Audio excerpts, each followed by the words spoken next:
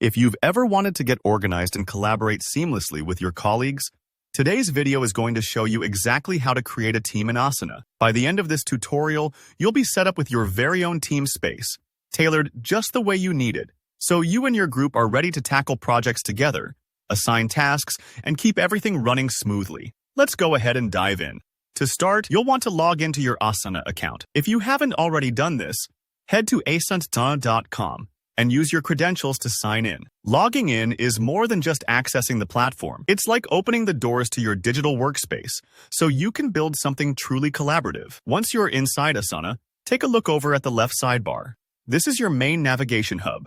Asana organizes everything neatly here, from your projects to your inbox, to all the teams within your organization.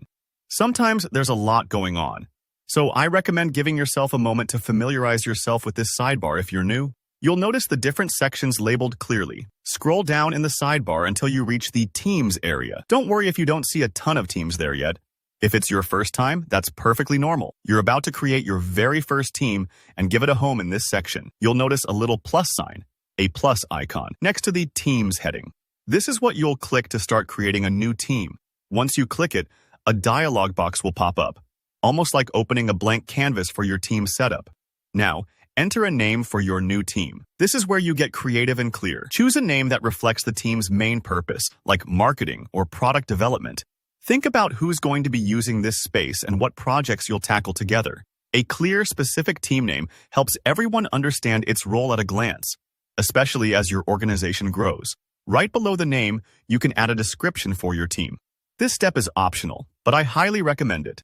Adding a short description gives extra context to members, almost like a welcome sign at the front door. For example, you might write, "This team coordinates product launches and marketing campaigns." It helps future members instantly get what this team is all about. Next comes a really important part, privacy settings. You'll need to decide how you want your new team to be visible and accessible. Asana gives you several options here. You can set your team to public to organization, so anyone can join and see what's happening. Great for teams that collaborate across departments. Membership by request lets people ask to join. This is handy if you want to keep things semi-open, but still approve new members yourself. Or you can make it private, so only team members you explicitly invite can see and join the team. This is perfect for sensitive work or small, close-knit groups. Think carefully about which one fits your needs. Remember, you can always change settings later if necessary, so don't stress too much. With those details filled out, it's time to invite your teammates. You can either enter their email addresses directly or pick from a list of folks who are already part of your Asana organization. Personally, I love seeing my colleagues' names pop up as I add them. It's like setting the stage and knowing you'll all be working together under the same roof. Once you've double-checked everything, go ahead and click the Create Team button to finalize the process.